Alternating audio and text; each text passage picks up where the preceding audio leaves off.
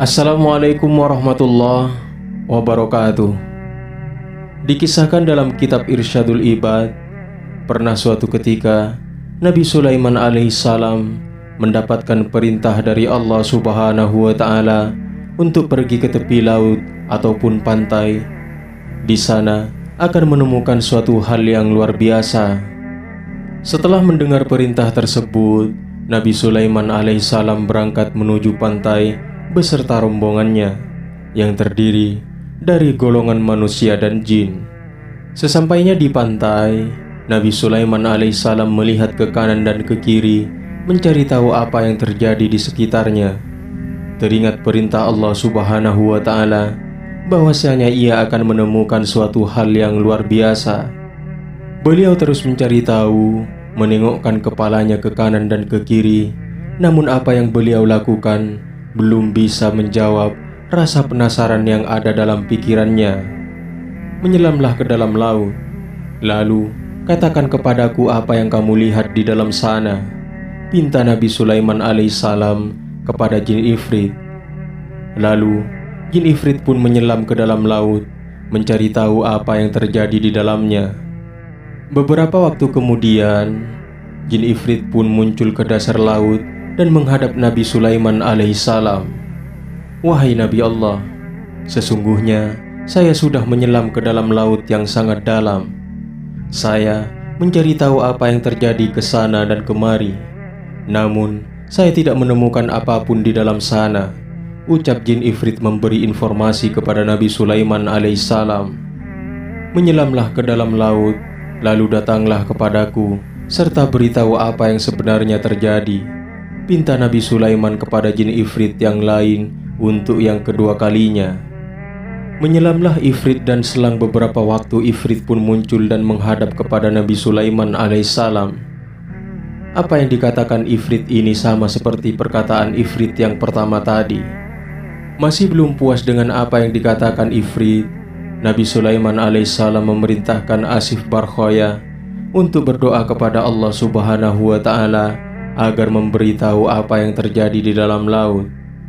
Asif Barkhoya adalah menteri Nabi Sulaiman alaihissalam yang disebut di dalam Al-Quran pada surat An-Naml ayat 40. Dia juga seorang waliullah yang doanya diijabah oleh Allah Subhanahu wa Ta'ala. Beritahu kepadaku apa yang terjadi di dalam laut sana, pinta Nabi Sulaiman alaihissalam kepada Asif Barkhoya. Asif pun berdoa kepada Allah untuk menunjukkan apa yang terjadi. Setelah Asif Barkhoya berdoa, tiba-tiba datang sebuah benda berbentuk kubah yang mempunyai 4 pintu. Satu pintu terbuat dari batu intan, satu pintu terbuat dari batu yakut, satu lagi terbuat dari batu intan putih, dan satunya lagi terbuat dari batu zamrud hijau. Semua pintu itu terbuka dan tidak ada satu tetes air pun yang masuk ke dalamnya. Padahal benda tersebut berada di dalam laut yang sangat dalam, sama seperti 3 kali perjalanan menyelamnya Ifrit yang pertama. Lalu benda yang berbentuk kubah tersebut diserahkan kepada Nabi Sulaiman alaihissalam. Tiba-tiba di dalamnya terdapat seorang laki-laki yang tampan, memakai baju yang serba putih dan bersih badannya. Pemuda itu sedang melakukan sholat. Lalu Nabi Sulaiman masuk ke dalamnya dan memberikan salam kepada pemuda itu. Pemuda itu pun mempercepat sholatnya dan menjawab salam dari Nabi Sulaiman alaihissalam. Sebab apa kau bisa berada di dasar laut ini? Tanya Nabi Sulaiman alaihissalam mengawali pembicaraan.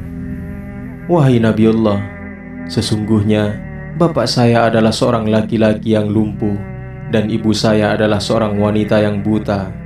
Saya merawat keduanya selama 70 tahun. Saya merawat keduanya dengan penuh kasih sayang. Ketika ajal menjemput ibu saya dan berdoa kepada Allah, Ya Allah, panjangkanlah umur anakku dalam keadaan selalu takwa kepadamu. Dan ketika ayah saya wafat, dia berdoa kepada Allah, Ya Allah, tempatkanlah anakku ini di tempat yang tidak ditemukan oleh setan. Cerita pemuda itu kepada Nabi Sulaiman alaihissalam. Sejenak keduanya terdiam. Setelah saya memakamkan kedua orang tua saya berjalan-jalan ke tepi pantai untuk menghilangkan kesedihan saya. Lalu, saya melihat kubah yang bercahaya. Kubah tersebut sangat indah. Saya masuk ke dalamnya untuk melihat keindahan kubah tersebut. Lalu, datanglah malaikat dari beberapa malaikat. Malaikat tadi membawa kubah tersebut ke dalam laut, sedangkan saya berada di dalamnya. Ucap pemuda itu melanjutkan ceritanya. "Pada zaman siapa kamu mendatangi pantai?" tanya Nabi Sulaiman penuh penasaran.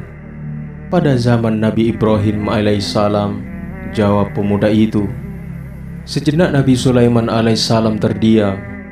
Mengingat kembali sejarah, begitu terkejutnya Nabi Sulaiman ketika mengetahui bahwa jarak zamannya dengan zaman Nabi Ibrahim itu adalah 2400 tahun. Begitu panjangnya umur pemuda, dan yang anehnya lagi, tidak dijumpai satu helai rambutnya yang beruban. "Lalu, bagaimana kamu bisa mendapatkan makan dan minum?" tanya Nabi Sulaiman. "Wahai Nabiullah, setiap hari datang kepadaku seekor burung yang membawakanku makanan sebesar kepala manusia. Saya memakannya, saya merasakan kenikmatan yang belum pernah saya rasakan di dunia. Setelah saya memakannya, saya tidak lagi merasakan lapar, haus, gerah, dingin, tidur, kantuk dan sifat-sifat yang dirasakan oleh manusia pada umumnya, serta saya juga tidak merasakan kesepian," jawab pemuda itu kepada Nabi Sulaiman alaihissalam. "Maukah kamu ikut denganku di kerajaanku, atau kamu ingin kembali kepada tempatmu?" Nabi Sulaiman memberikan penawaran kepada pemuda itu. "Wahai Nabi Allah, tolong kembalikan aku ke tempat semula," pinta pemuda itu kepada Nabi Sulaiman. Lalu Nabi Sulaiman alaihissalam memerintahkan Asif Barkhoya untuk mengembalikan pemuda itu ke tempat semula. Saat itu juga pemuda itu hilang dari pandangan Nabi Sulaiman dan rombongannya. Dari kisah yang tadi, kita bisa mengambil hikmah bahwasanya doa orang tua itu sangatlah mustajab dan tidak bisa diragukan lagi. Dari Anas bin Malik radhiyallahu anhu, Nabi Muhammad sallallahu alaihi wasallam bersabda, 3 doa yang mustajab yang tidak diragukan lagi, yaitu doa orang yang dizalimi, doa orang yang berpergian ataupun safar, dan doa orang tua pada anaknya. Hadis riwayat Ibnu Majah. Dari Abdullah bin Amr radhiyallahu an, ia berkata, Rasulullah sallallahu alaihi wasallam bersabda, "Ridha Allah tergantung pada ridha orang tua, dan murka Allah tergantung pada murka orang tua." Hadis riwayat Hakim At-Tabrani. Mudah-mudahan video singkat ini bermanfaat. Wallahu a'lam bishawab. Assalamualaikum warahmatullahi wabarakatuh.